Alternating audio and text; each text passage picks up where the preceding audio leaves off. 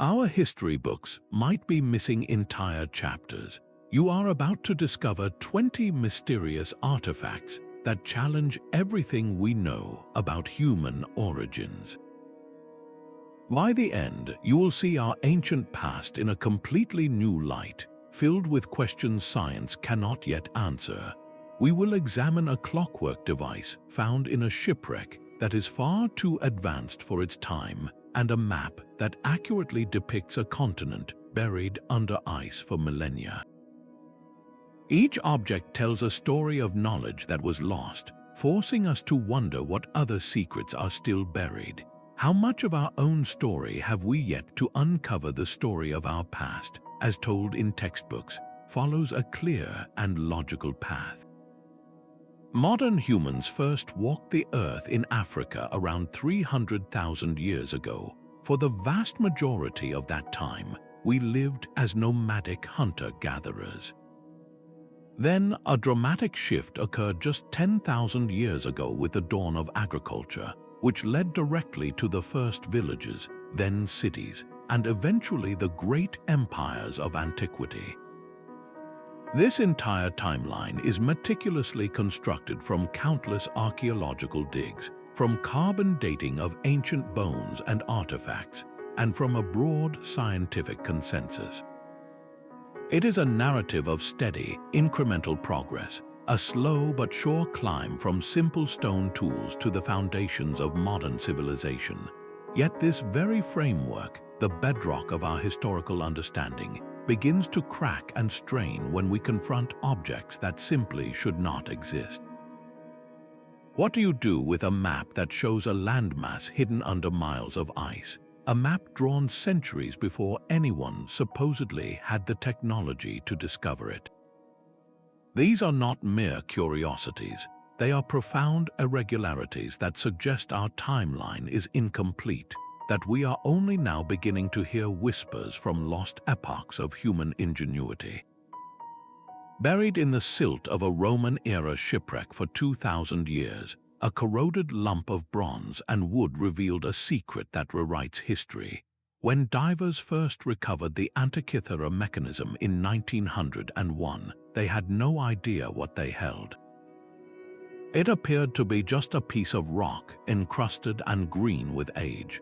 Only decades later, when researchers used X-rays to peer inside, did the truth emerge. This was not a simple statue or a piece of jewelry.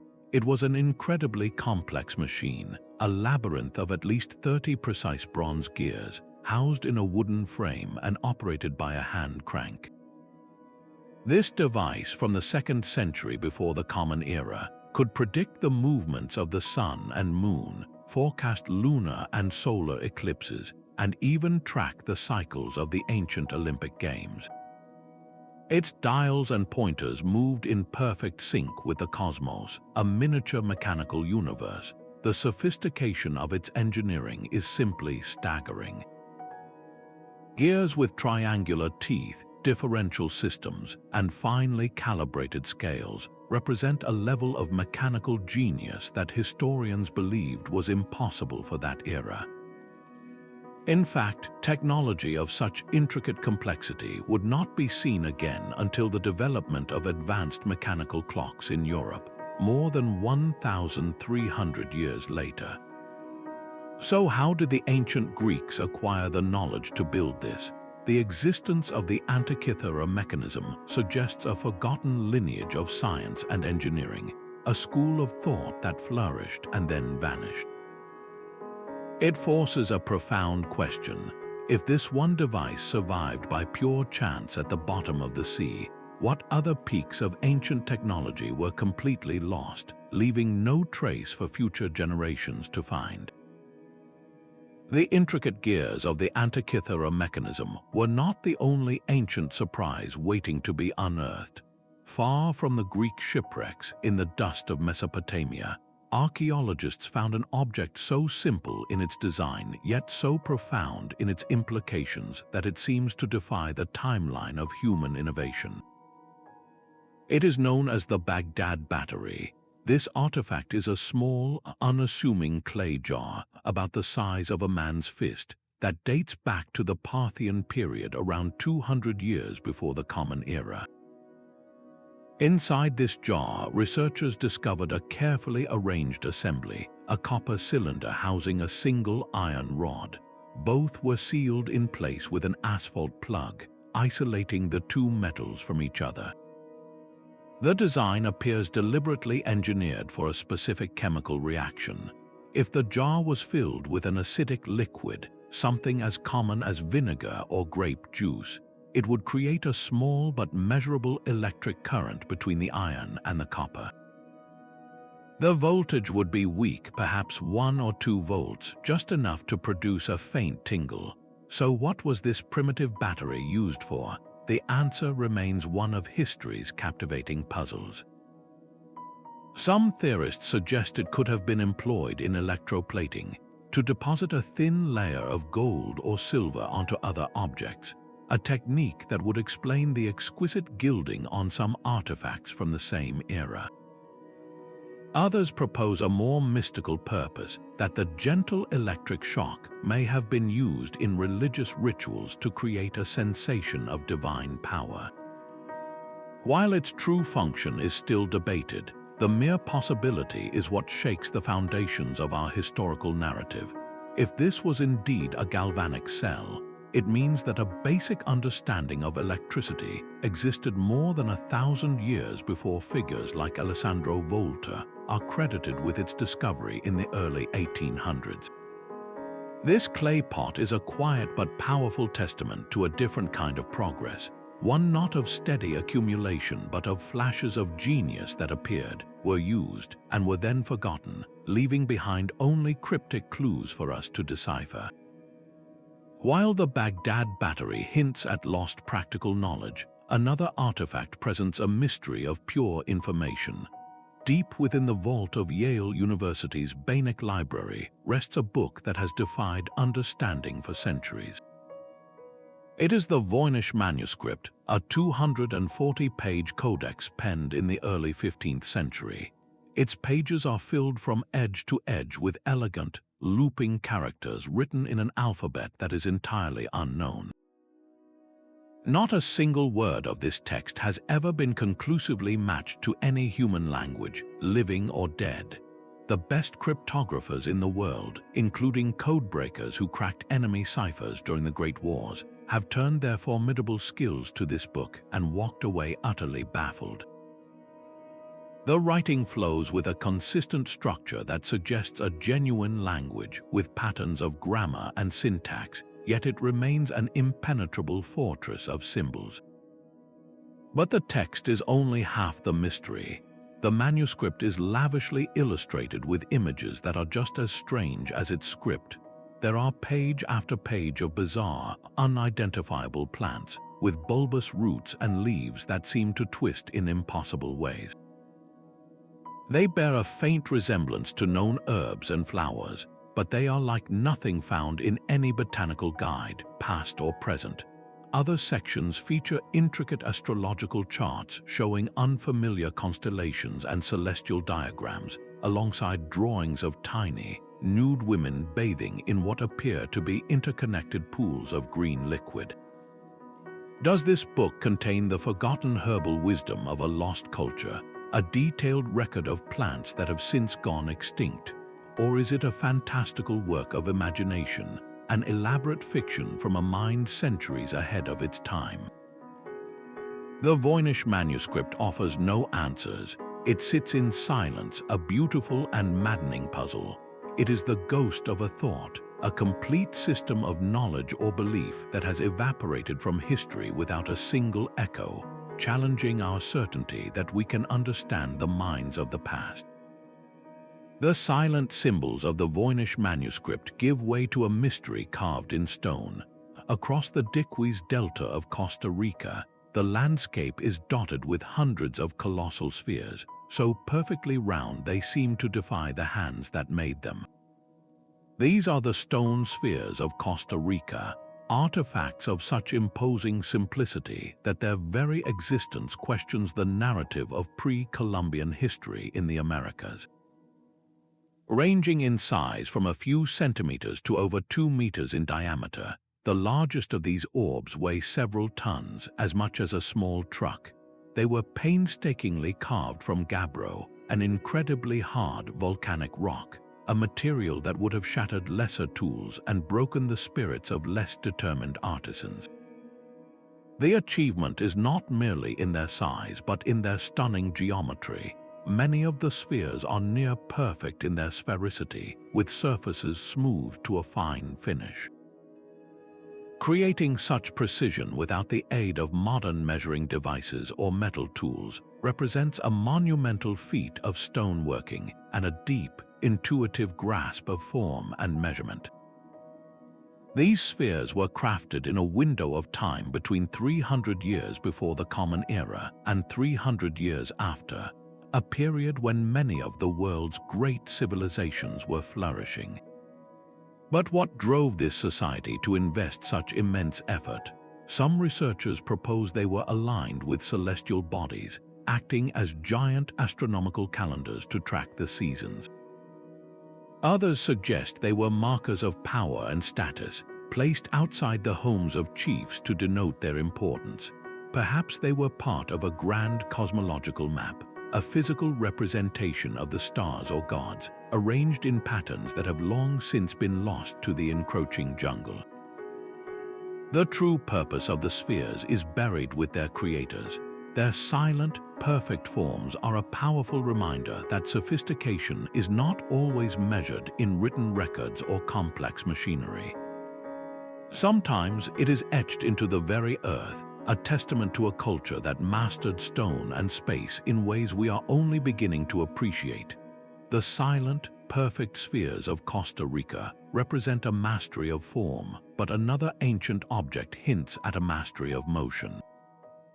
Discovered in a tomb at Saqqara, Egypt, and dated to around 200 years before the Common Era, rests a small wooden artifact known as the Saqqara Bird. To the untrained eye, it looks like a simple carving of a falcon, a common symbol in Egyptian culture, but its proportions are strangely off. The wings are straight and rigid, unlike the curved wings of a bird in flight, and it lacks the defining feature of any avian creature. There are no legs. Its shape is eerily familiar to the modern eye, resembling the fuselage of a monoplane glider. This peculiar design has sparked a debate that cuts to the heart of how we interpret the ancient world. Mainstream archaeology often classifies it as a ceremonial object or a child's toy, a stylized representation not meant for anything more. Yet when engineers and aerodynamics experts examined the artifact, they saw something entirely different. They placed replicas of the Saqqara Bird into wind tunnels and tested its properties. The results were startling. The object demonstrates a sophisticated understanding of lift.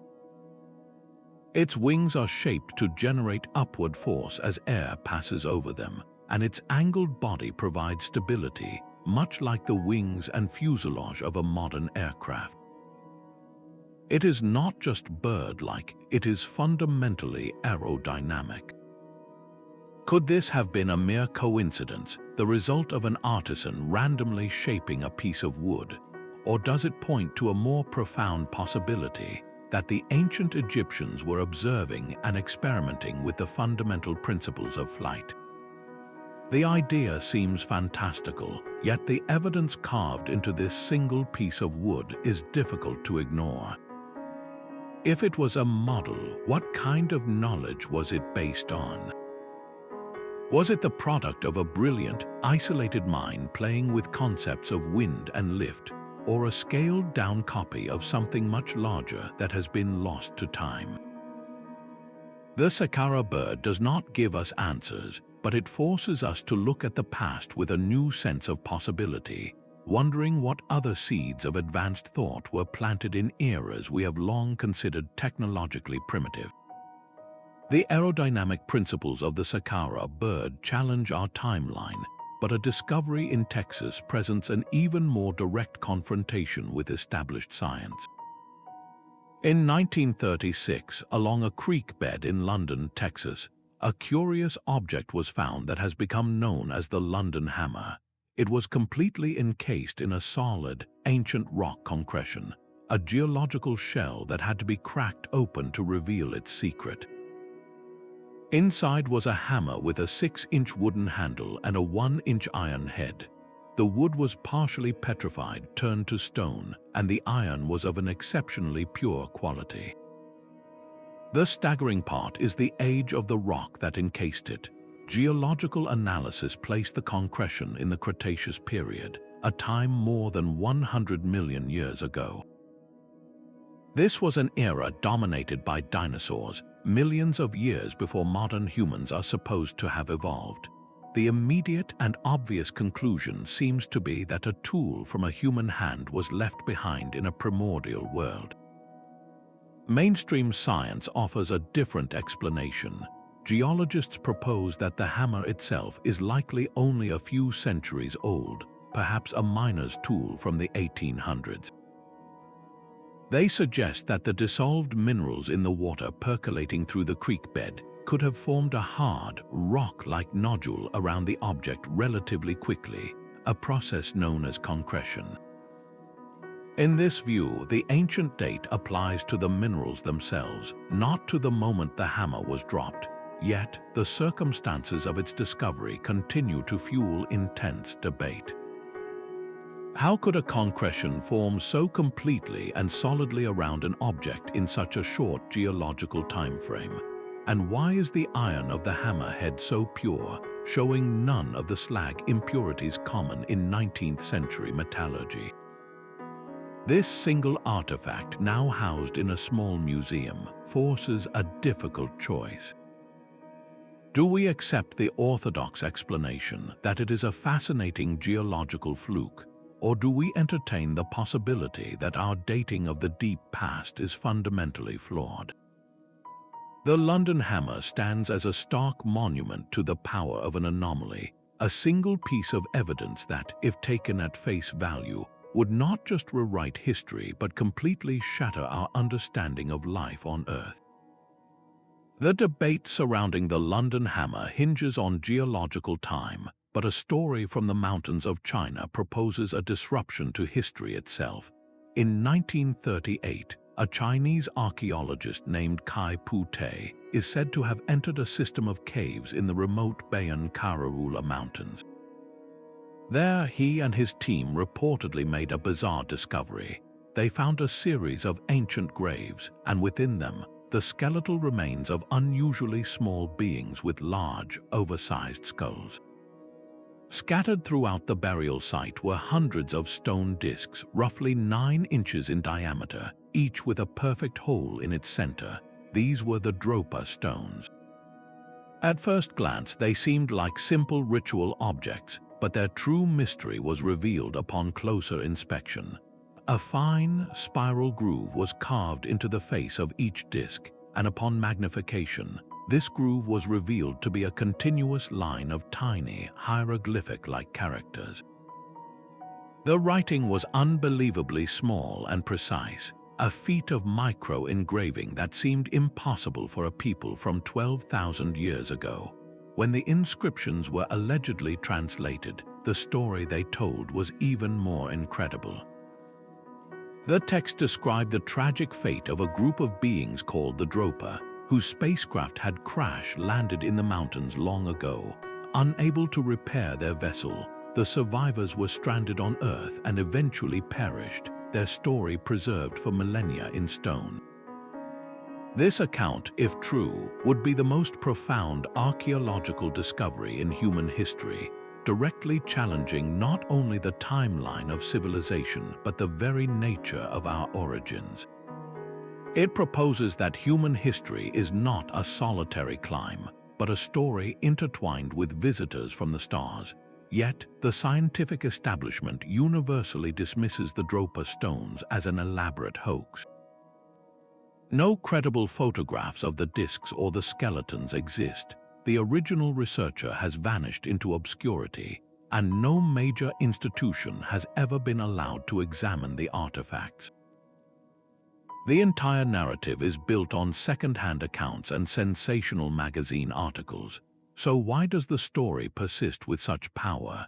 It endures because it speaks to a deep, fundamental question that all these mysterious artifacts provoke. When confronted with gaps in our historical record, is it more fantastic to believe in lost human genius or to consider that we were not alone?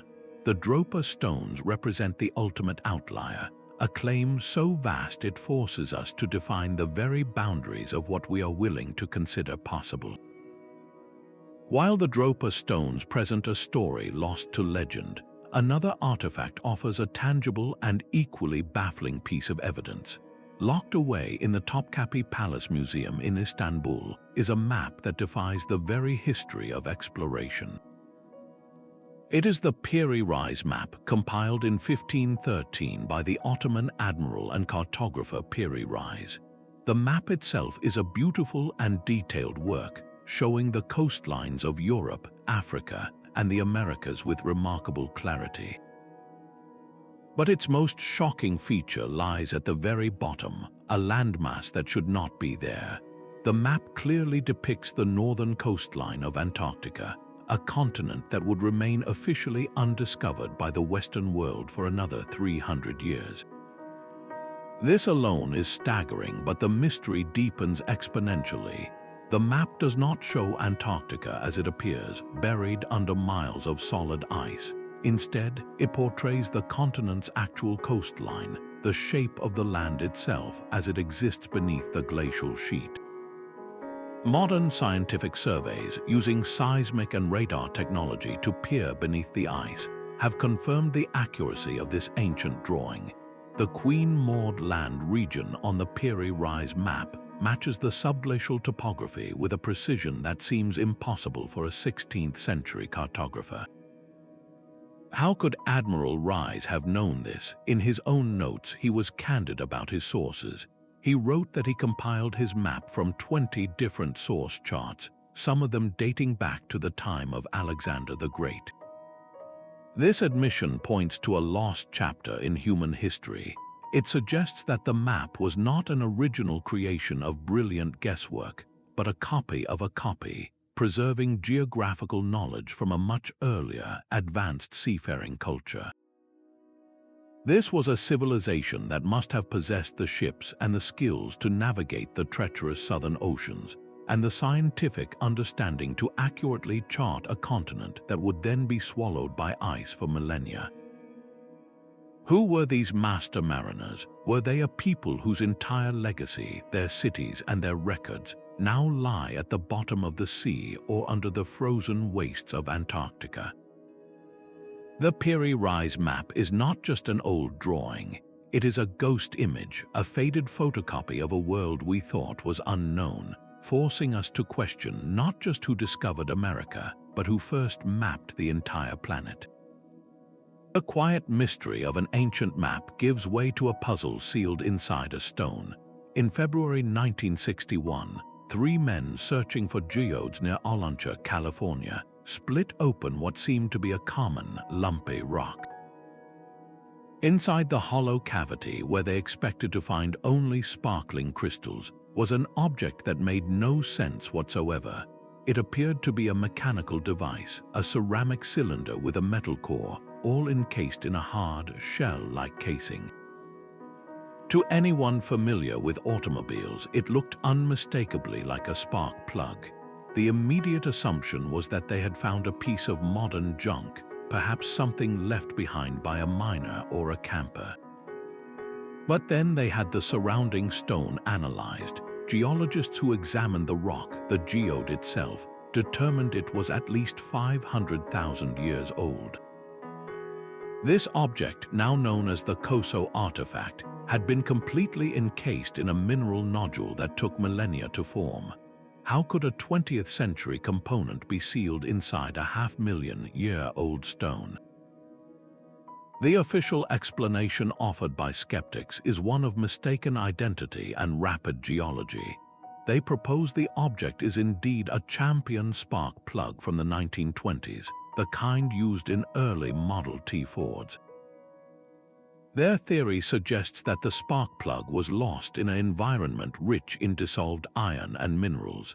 In this specific condition, a hard, rock-like concretion could have formed around the metal and ceramic object in a matter of decades, not millennia, creating the illusion of immense age. This is a plausible, natural process, yet even this explanation is met with pointed questions. The specific model of spark plug proposed has never been perfectly matched to the X-rays of the Coso artifact, and the extraordinary speed at which the concretion would have had to form remains a point of intense debate.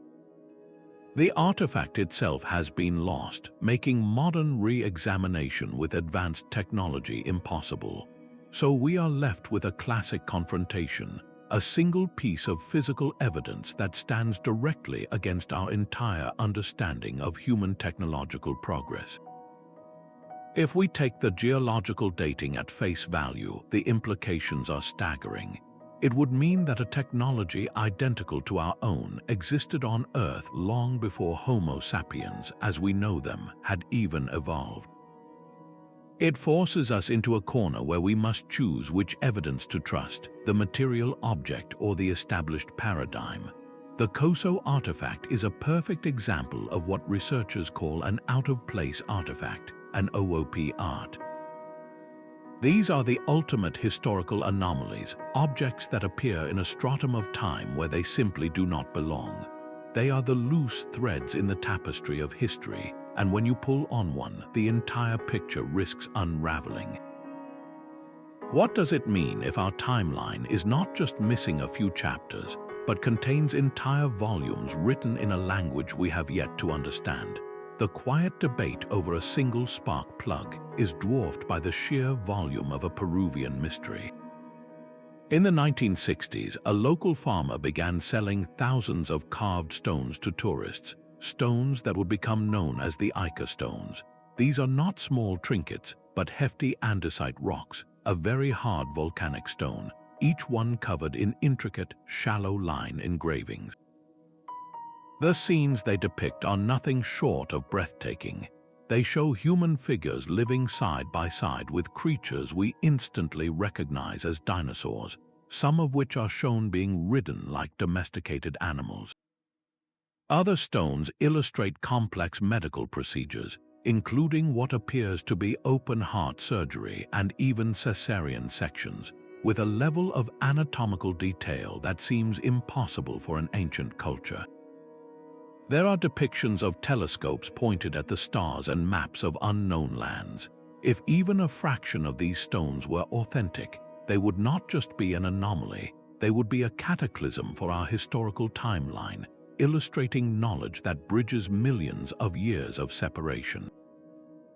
The problem, of course, is that the farmer himself later admitted to creating many of the stones as hoaxes to sell to eager collectors. This confession seems to solve the mystery, labeling the entire collection as a clever modern fraud. Yet the story is not so easily closed. Before the farmer came forward, reports of similar engraved stones had been documented by Spanish conquistadors in the 16th century.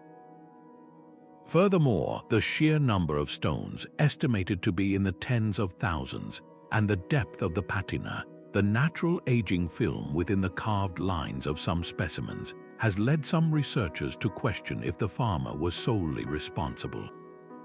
Could he have been embellishing and selling a smaller number of genuinely ancient stones that he had discovered? The Ica Stones present us with a profound challenge that goes beyond simple authentication. They force us to confront the difficulty of separating signal from noise in the archaeological record. When a potential discovery is so revolutionary, it naturally attracts forgers, obscuring the truth in a cloud of doubt and deception. These stones stand as a cautionary tale and a tantalizing question mark. They ask us how we would ever recognize a truly paradigm-shattering artifact if it was surrounded by fakes, and whether our entire understanding of the past could be hiding in plain sight, camouflaged by our own skepticism. Buried alongside the bones of an extinct giant, A small metal object silently dismantles our timeline of progress. In 1974, construction workers digging a trench along the Mureș River in Romania unearthed something extraordinary. 35 feet down, encased in a thick layer of ancient sand and gravel, they found the bones of a mastodon, a prehistoric elephant-like creature that vanished at the end of the last ice age. Nestled right beside those ancient remains was a curious, wedge-shaped piece of metal. It was about 8 inches long, 5 inches wide, and showed clear signs of having been manufactured. Initially, researchers assumed it was a simple iron tool, perhaps a primitive axe head. But when they took it to a lab for analysis, the results were impossible to reconcile. The object was not made of iron. It was composed of a complex alloy, predominantly aluminum, coated in a thick, natural oxide layer. This single fact sends shockwaves through the conventional narrative. Aluminum is not a metal that occurs naturally in its pure form. It must be extracted from bauxite ore through a highly technical process involving immense electrical current and temperatures over 900 degrees Celsius. The industrial production of aluminum only began in the 1820s, a hallmark of the modern age. Yet, this wedge was found in a geological stratum confidently dated to be at least 20,000 years old, a time when humanity is supposed to have been hunting with sharpened stones. How could a piece of 20th century metallurgy be locked in the same ground as Ice Age fauna? One theory suggests it was a fragment from a more recent piece of machinery, perhaps a bulldozer tooth or an aircraft part, that was driven deep into the earth by tremendous force and then became encased in sediment. This is a possibility, but it feels like a strained explanation for an object found at such a profound depth, right next to identifiable fossils. The alternative is far more radical. It proposes that the Aiud Wedge is a genuine artifact from a forgotten epoch, a surviving relic of a culture that possessed not just the knowledge of metalworking, but the advanced industrial capacity to smelt and alloy aluminum. If this is true, then our entire understanding of prehistory is a shallow sketch, missing the deep, rich layers of civilizations that rose, mastered their environment with technologies we cannot fathom, and fell into utter obscurity, leaving behind only the rarest, most durable fragments of their existence. The wedge does not announce its origin. It simply sits, a sleek, metallic question mark from a world we thought we knew. A metallic wedge from a forgotten epoch is one thing, but a message carved in stone is another matter entirely. In the dense, mosquito-ridden woods of Minnesota, a farmer named Olof Oman made a discovery in 1898 that would ignite a fierce debate for over a century. While clearing his land of tree stumps, he unearthed a large, flat slab of greywacke stone, a hard, gray rock tangled in the roots of a poplar tree. The tree itself was estimated to be at least 40 years old, meaning the stone had been there long before anyone considered playing a trick. What made this rock extraordinary were the strange, angular characters carved across its face, a message from a world that should not have been there. The inscription was in runes, the ancient alphabet of the Norse. It told a short, grim story of a party of 8 Goths or Swedes and 22 Norwegians on an exploration journey from Vinland, the Norse settlement in Newfoundland. The text described a tragic outcome with 10 men red with blood and dead, and it was dated to the year 1362. If this stone was authentic, it meant that Norse explorers ventured deep into the heart of North America, hundreds of miles from their known coastal settlements, a full 130 years before Christopher Columbus set sail. This was not just an early visit, it was a detailed, dated record of an expedition that ended in catastrophe, an event completely absent from the official history books. The academic world immediately and overwhelmingly declared it a hoax.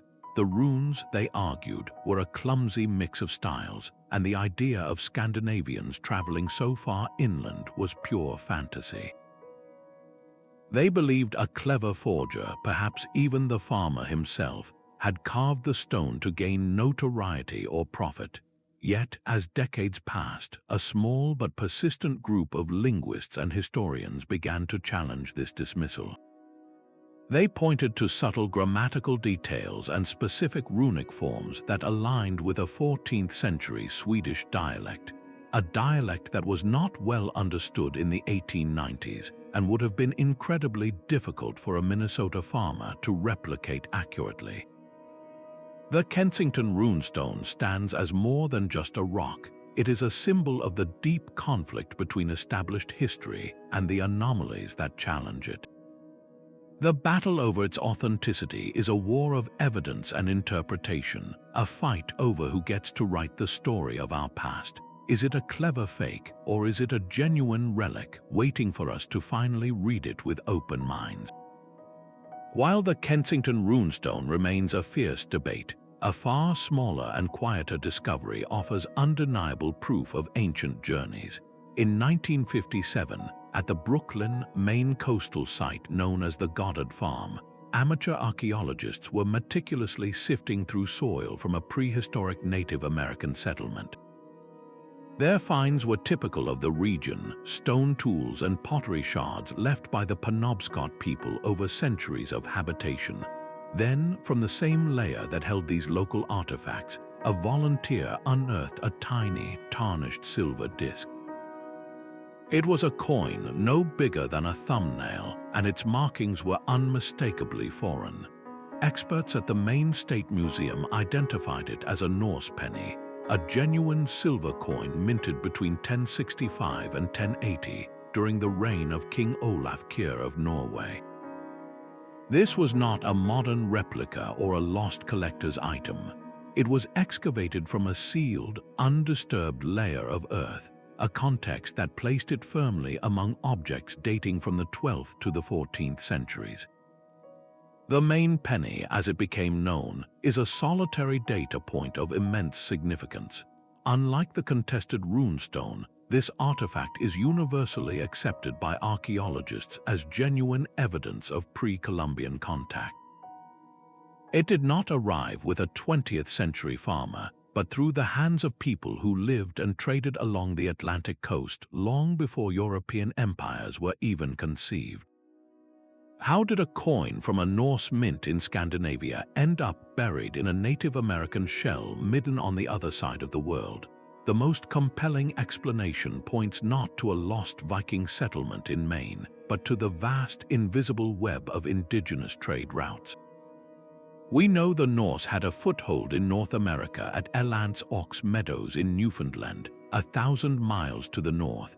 It is entirely plausible that a single Norse coin, perhaps brought ashore as a curiosity or a trinket for trade, began a long, slow journey south. It could have been passed from hand to hand, from tribe to tribe, moving through networks that connected the subarctic to the temperate woodlands over generations. This coin did not need a Viking longship to sail to Maine. It only needed the intricate, continent-spanning exchange systems that Native Americans had cultivated for millennia.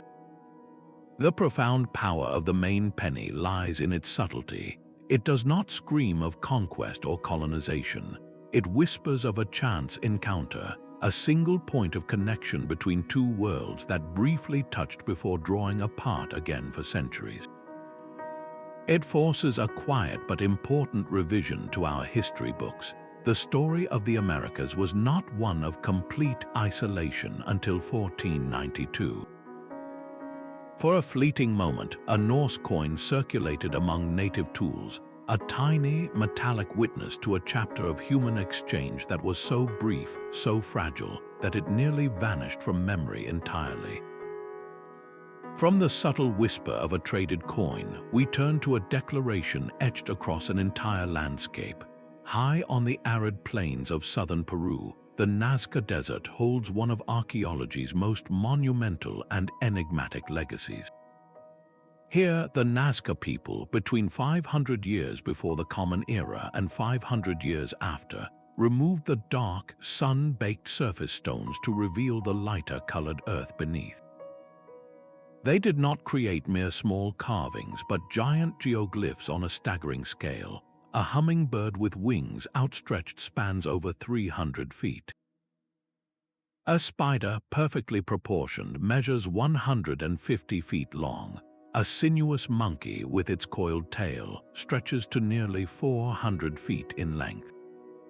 These are not just shapes, they are intricate works of art depicting dozens of animals, plants, and humanoid figures, alongside vast geometric forms like trapezoids and spirals that run for miles in perfectly straight lines.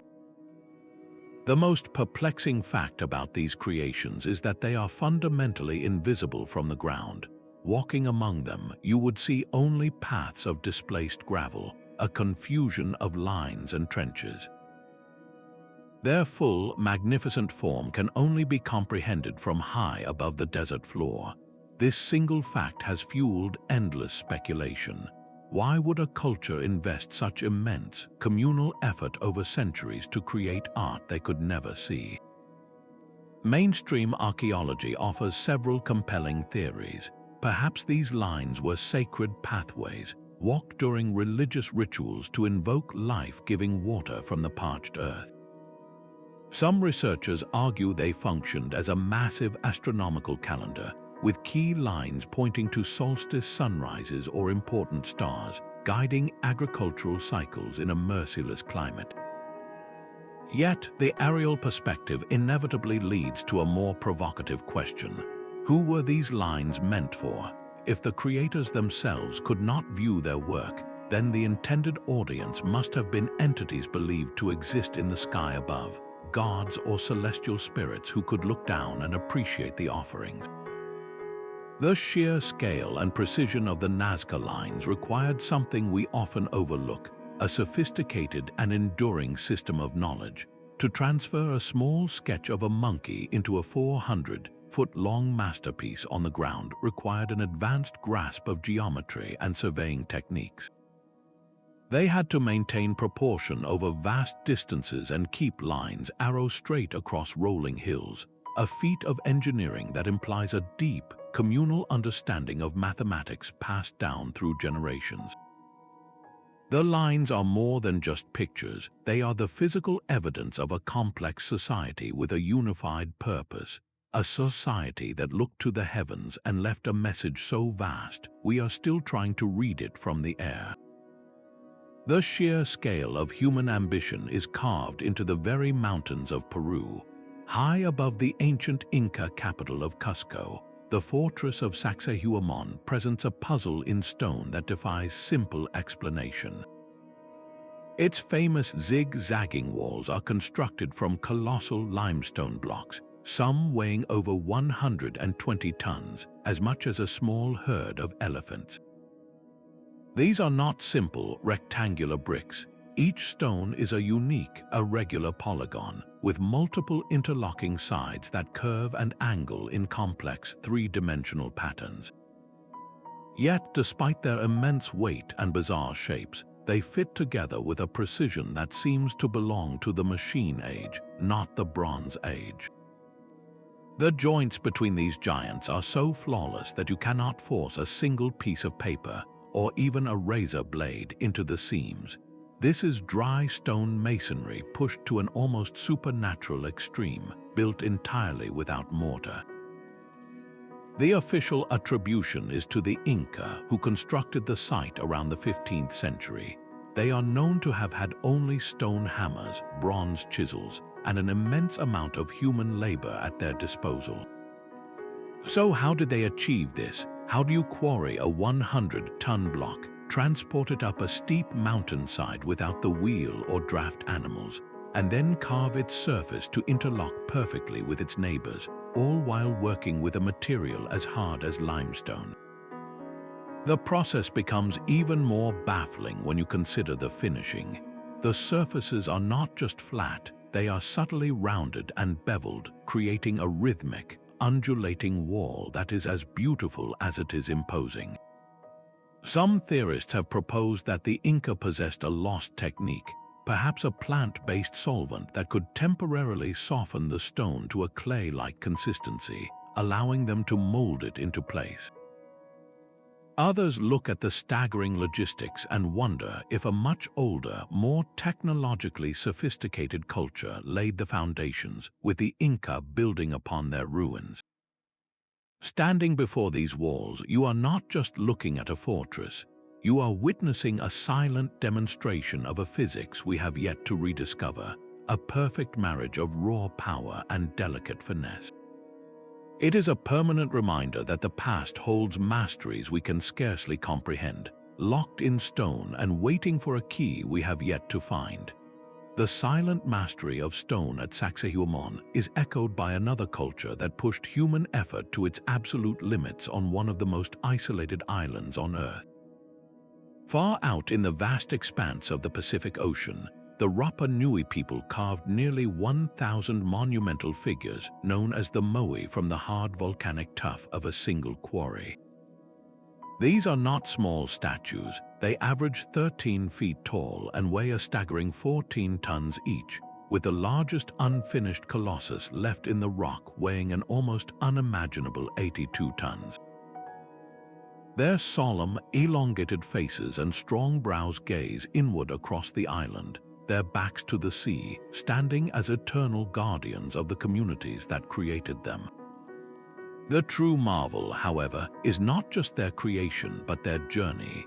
The main quarry sits in the crater of an extinct volcano, and from there, the finished Moai were transported for miles across rugged, uneven terrain to their final ceremonial platforms along the coast. How did a people with no metal tools, no wheels, and no large animals to provide draft power achieve this? For decades, the dominant theory involved an army of workers slowly inching the statues forward in a rocking motion, a method that has been demonstrated with ropes and coordinated teams. Yet, recent experiments have proposed an even more ingenious possibility, that the Rapa Nui cleverly used the statue's own center of gravity, tying ropes around their large heads and walking them along the road in an upright, swaying motion, much like you would move a heavy refrigerator by tipping it from side to side. This walking method, while still debated, feels poetically resonant. It would have made the transport a dramatic, living procession, with the giant figures seeming to march across their island under their own power. The Moai are a breathtaking testament to a society's unwavering will. On a remote island with finite resources, they chose to invest their entire cultural energy into creating a stone legacy, a forest of ancestors watching over them. They represent the ultimate expression of a fundamental human question: what are we capable of when our ambition is greater than our means? The ambition of the Moai is dwarfed by a discovery that reaches back into the very dawn of civilization. On a windswept hill in southeastern Turkey, a site known as Göbekli Tepe quietly dismantles the foundation of human history. Its main structures date back to an almost incomprehensible 9,600 years before the Common Era, a staggering 6,000 years older than Stonehenge. This was not a simple village or a camp of hunter-gatherers. It is a complex of at least 20 circular enclosures, each defined by a ring of massive T-shaped limestone pillars. The largest of these monoliths stand over 18 feet tall and weigh more than 16 tons. They are not crude posts but finely shaped monuments, their surfaces covered in a breathtaking menagerie of carved reliefs, foxes, scorpions, lions, and vultures, all frozen in motion on the stone. The sheer scale of the labor is mind-boggling. Quarrying these pillars, transporting them, and erecting them in precise arrangements required a coordinated workforce of hundreds, all sustained by a reliable food supply. According to everything we thought we knew, this should have been impossible. The standard narrative tells us that first came agriculture, which created a food surplus. This surplus then allowed people to settle down in permanent villages, which in turn gave them the free time and social structure to develop complex religion and build monumental architecture. Göbekli Tepe turns this entire sequence on its head. Here, the temple came first. There is no evidence of agriculture at the site in its earliest phases. The builders were hunter-gatherers. This means that the driving force behind humanity's greatest transition may not have been a practical need for food, but a spiritual one, a shared belief system so powerful it compelled nomadic bands to come together and literally move mountains. They gathered to build this sacred place, and in doing so, they created a need. Feeding all those workers required a more predictable, more centralized food source. So did the ritual feasts that likely occurred here. It was this very act of communal construction, driven by symbolic thought and a shared vision of the cosmos, that may have planted the first seed of domestication, pushing humanity inexorably toward farming and the settled life that followed. Göbekli Tepe is not just a set of old stones. It is the ghost of a different origin story, one where the human mind and its capacity for belief built the world before the first seed was ever sown. Deep within the temple of Hathor at Dendera, a stone relief carved into a wall presents a silent, stunning riddle. The image shows a large, bulbous object, elongated and rounded at its base. Inside this glass-like chamber, a snake stretches the entire length, its head touching the very tip. This serpent is held firmly in place by a pillar, and from the base of the device, a cable snakes away, connecting to a box that is gripped by a kneeling priest. To any modern observer, the resemblance is immediate and shocking. It looks exactly like a giant, ancient light bulb. The interpretation offered by mainstream Egyptology is one of profound symbolism. They identify the object not as technology, but as a lotus flower, a sacred bloom in Egyptian myth. The snake emerging from it represents the god Harsomptus, a symbol of birth and creation, and the entire scene is thought to depict a cosmic, mythological event. The cable is explained as a ceremonial rope or a stylized lotus stem, and the box is seen as a ritual chest. This is a perfectly coherent reading within the context of their spiritual beliefs. Yet, the visual parallel is so precise it is difficult to dismiss. If we allow ourselves to see it as a representation of an electric lamp, every component finds a logical function. The bulbous shape becomes a glass envelope, the snake inside is a glowing filament, the pillar is a socket and support, and the cable is an insulated wire leading to a power source, the box held by the priest. This single carving fuels an intoxicating possibility. Could the ancient Egyptians have possessed a form of electric lighting? Think of the practical implications. How did artists paint the vast, intricate murals deep inside tombs like the Valley of the Kings, where no soot from torches or oil lamps has ever been found? How did they achieve such perfect, consistent craftsmanship in absolute, windowless darkness? The absence of soot stains in these sealed chambers is a long-standing archaeological puzzle. If they were using a clean, bright electric light, it would solve that mystery instantly. There are no buried generators or ancient batteries from Dendera to prove this theory, only this one compelling image. So we are left with a choice between two realities. One is a world of pure metaphor, where every line tells a story of gods and flowers. The other is a world where a brilliant flash of technological insight was captured in stone, only to be misunderstood for millennia as a fairy tale. The Dendera relief does not give us answers. It simply holds up a light and asks us to decide what it illuminates. Beneath the clear, blue waters off the coast of Japan's Yonaguni Island lies a site that seems to belong in a sunken city. The Yonaguni Monument is a colossal, tiered structure that rises from the seafloor, a massive formation of sandstone that looks unnaturally geometric. It features wide, flat terraces that resemble paved plazas, sharp, clean steps that ascend like a grand staircase, and even what some researchers identify as carved faces, monumental figures gazing out from the stone.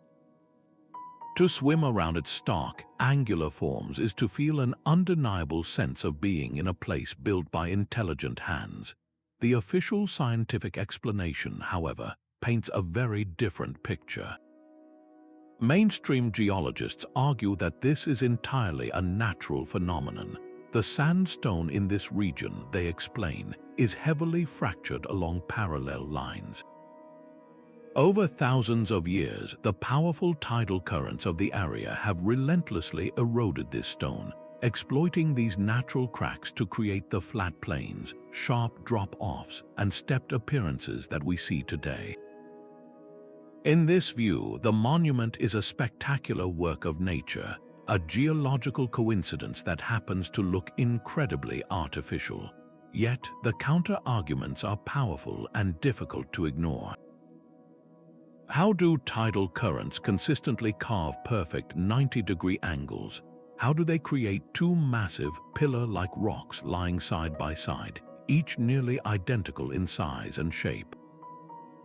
Proponents of the man-made theory point to these precise, symmetrical features, along with what appears to be a carved spiral staircase and drainage channels that seem too orderly for random erosion. If even a fraction of this structure was shaped by human hands, the implications are staggering. The monument now sits under 16 feet of water, a depth that means it was last above sea level at the end of the last ice age, more than 10,000 years ago. This was a time when, according to our history books, humans were simple hunter-gatherers, just beginning to experiment with basic agriculture.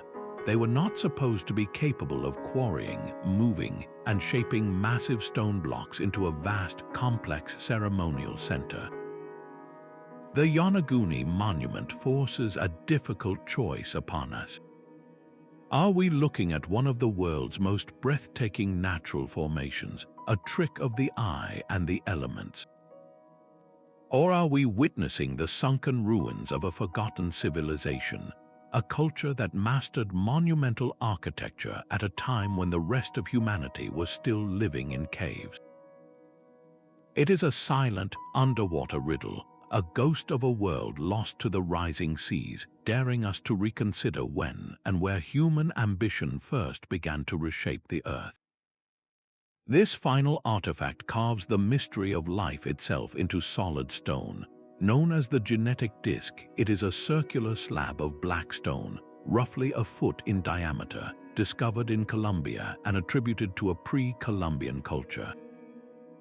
Its surface is a detailed biological map, a gallery of carvings that should not exist. With stunning clarity, it depicts the entire human reproductive process.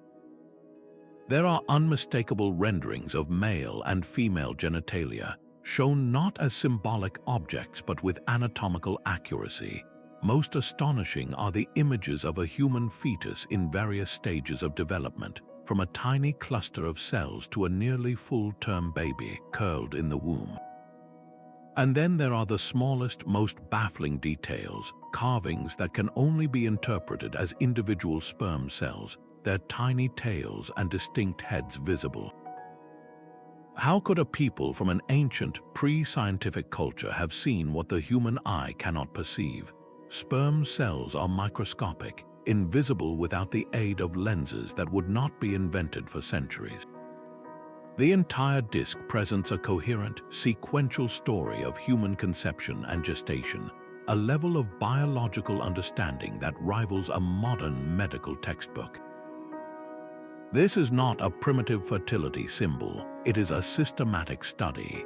It suggests a culture that pursued the secrets of life with a scientific curiosity we never knew existed.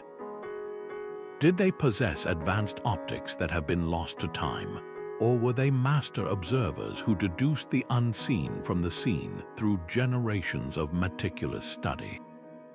The genetic disk forces a profound and humbling reconsideration. It implies that the drive to understand our own origins, to dissect the very miracle of birth, is not a modern pursuit but a timeless human quest.